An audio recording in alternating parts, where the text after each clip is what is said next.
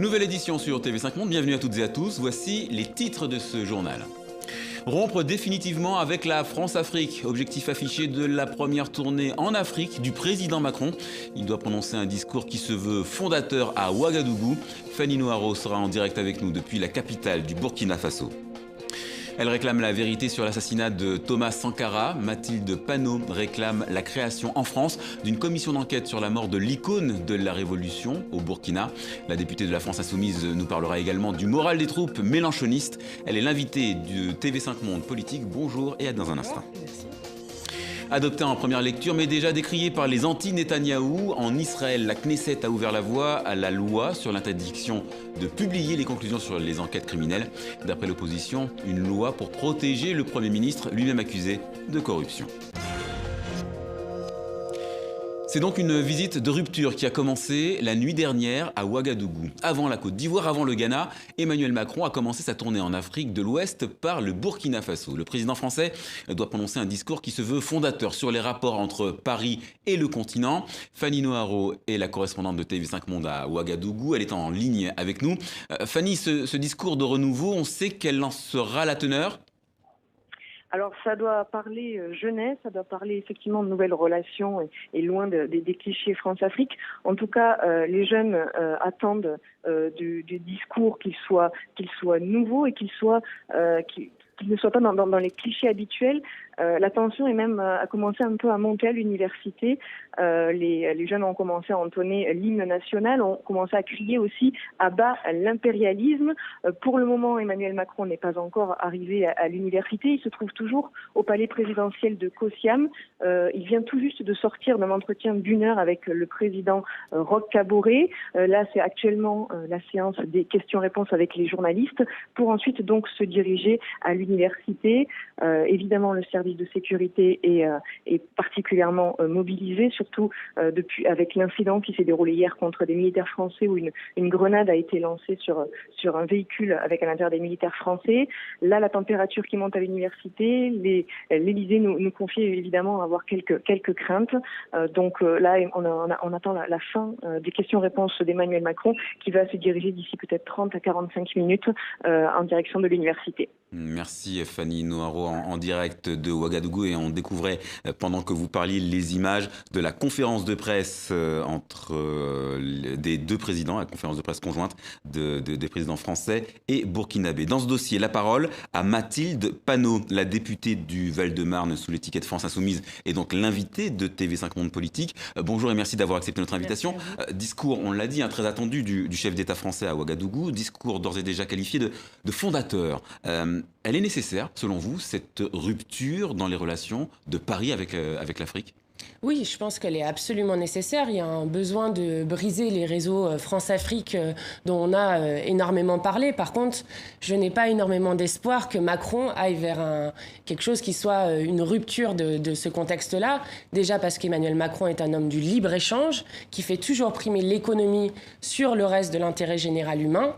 Et donc, j'ai bien peur qu'on n'aille pas vers des relations justement plus saines et qui respectent l'indépendance parce que l'économie prime dans les relations entre la France et l'Afrique ?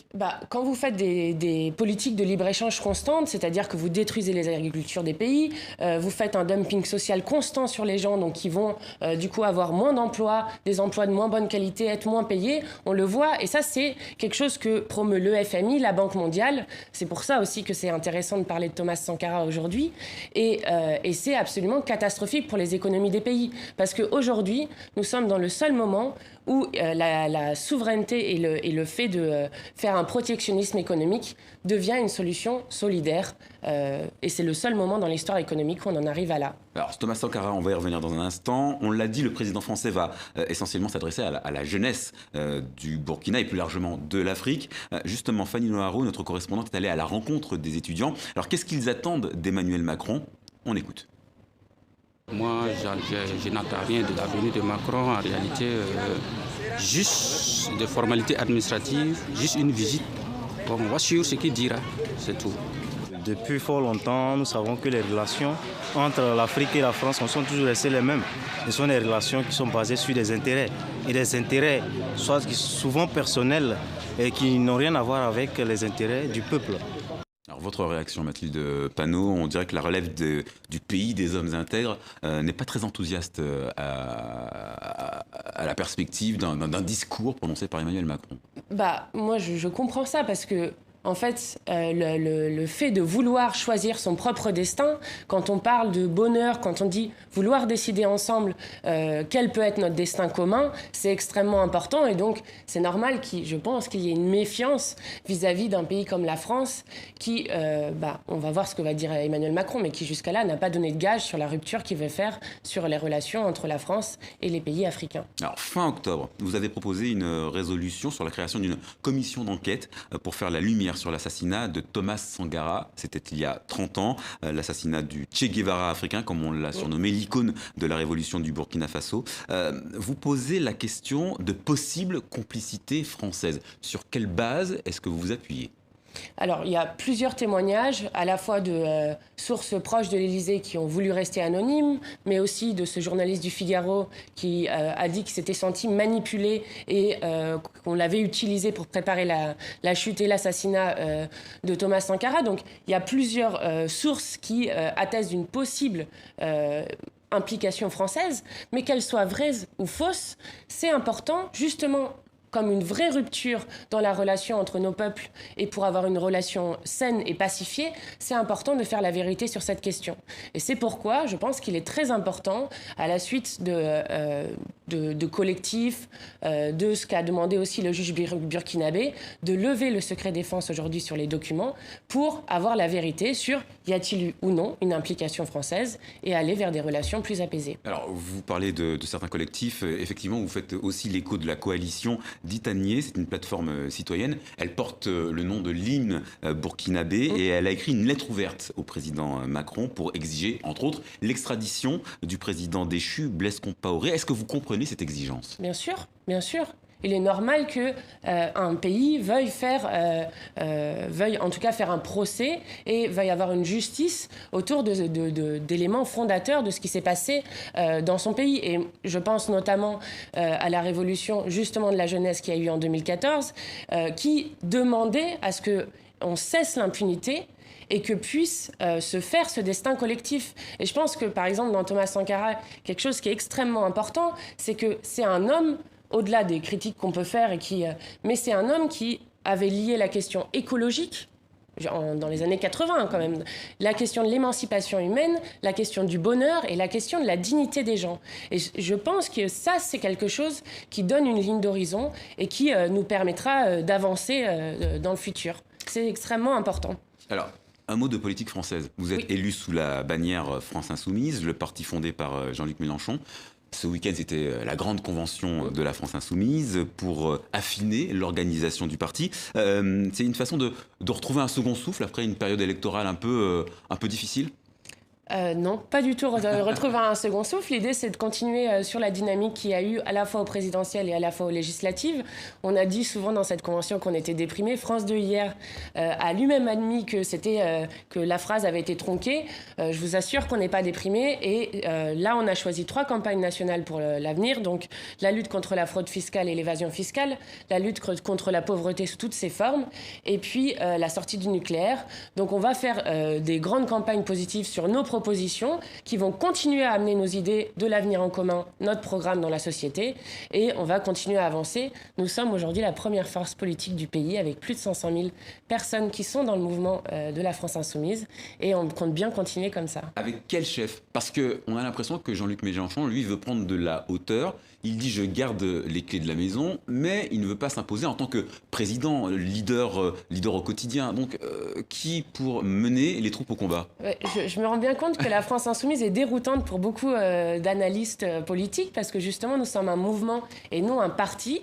Et Jean-Luc Mélenchon est le chef du groupe parlementaire, mais nous avons voulu que la France Insoumise soit polycentrique. Donc il y a un pôle programme et il y a plein de pôles comme ça qui font qu'on a différents centres et pas un chef unique, comme ça se fait souvent dans les partis. Alors, on va retourner à Ouagadougou, Mathilde Panot, si vous le permettez, car on vient d'apprendre que Emmanuel Macron a levé le secret défense. Il a levé le secret défense sur l'affaire Thomas Sankara. Fanny Noiraud, vous êtes en ligne avec nous. Vous pouvez nous en dire plus ? Oui, il vient effectivement de l'annoncer, puisqu'on lui posait la question sur ce dossier. Il vient d'annoncer que la justice burkinabé aurait accès aux documents qui sont jusque-là classifiés. Donc, le secret défense qui bloquait cette affaire, ce dossier Thomas Sankara, vient d'être levé, vient d'être annoncé publiquement par Emmanuel Macron à l'instant. Merci Fanny, en direct de Ouagadougou. Une réaction, Mathilde Panot ? Je me félicite, je trouve que ça grandit la France d'avoir pris une telle décision et je félicite aussi tous les citoyens et toutes les citoyennes, notamment au Burkina, qui ont poussé pour que cette décision soit prise. Ah, satisfait à Emmanuel Macron quand même ? Oui, bien sûr. Oui. Sans plus. Ah si, je suis très heureuse de cette décision qui, je l'espère, permettra de faire la vérité sur cet assassinat. Merci beaucoup, Mathilde Panot, d'avoir répondu à nos questions. L'actualité, c'est également la fête gâchée au Kenya. Gaz lacrymogène et coups de matraque, la police a sorti les grands moyens pour disperser des partisans de l'opposition, mais aussi du parti au pouvoir. Échauffourée qui illustre la division du pays, des heurts qui se sont produits en effet à l'extérieur du stade où se déroulait la cérémonie d'investiture de Uhuru Kenyatta. Une vingtaine de chefs d'État et de gouvernement ont été invités à assister à la prise de fonction du président réélu. Faut-il parler d'une loi sur mesure ? En Israël, les députés de la Knesset ont adopté un texte polémique. Il interdit à la police de publier les conclusions des enquêtes criminelles. Pour les adversaires de Benyamin Netanyahou, il s'agit d'une façon de protéger un Premier ministre mis en cause dans plusieurs affaires de corruption. Les détails, Julien Munzer. C'est une réforme de la procédure pénale très controversée qui vient de passer un premier obstacle au Parlement israélien. Ceux en faveur de la loi, 46 membres de la Knesset. Ceux contre la loi, 37 membres de la Knesset. Une proposition de loi qui vise à réduire les prérogatives de la police en l'empêchant notamment de rendre publiques les conclusions de ces enquêtes. L'opposition israélienne n'y voit rien de plus qu'une loi pour protéger le Premier ministre Benyamin Netanyahou, visé par 2 enquêtes pour corruption et fraude. Qui essayez-vous de protéger ? Un Premier ministre qui se plaint tous les jours que les médias ne disent pas la vérité sur lui. Mais avec cette loi, il empêchera le public de connaître la vérité sur lui. La coalition emmenée par Netanyahou se défend de ces accusations. La loi est faite pour protéger tous les citoyens israéliens face aux publications. Cela n'a rien à voir avec le Premier ministre. S'il était inculpé, Netanyahou serait obligé de démissionner ou d'appeler à des élections anticipées. La proposition de loi doit encore passer 2 fois devant la Knesset. En bref, rencontre au sommet de l'agenda diplomatique et religieux, le pape reçu par la dame de Rangoon. Le souverain pontife a rencontré Aung San Suu Kyi pendant une 45 minutes environ à Naypyidaw, la capitale administrative de la Birmanie. Le pape qui devrait évoquer avec Aung San Suu Kyi, la prix Nobel, l'exode de plus de 600 000 Rohingyas au Bangladesh depuis la fin août. Et puis la paralysie toujours dans le ciel de Bali. L'aéroport du haut lieu du tourisme en Indonésie est fermé. 2e journée consécutive de blocage à cause du risque d'éruption. Le mont Agung s'est réveillé il y a une semaine. Il crache d'immenses panaches de fumée et de cendres. Les autorités craignent une éruption de lave imminente. Les avions devraient rester cloués au sol jusqu'à au moins demain matin. 60 000 passagers sont concernés. Et c'est la fin de ce journal. Merci de l'avoir suivi. Et bonne suite de programmes sur TV5 Monde.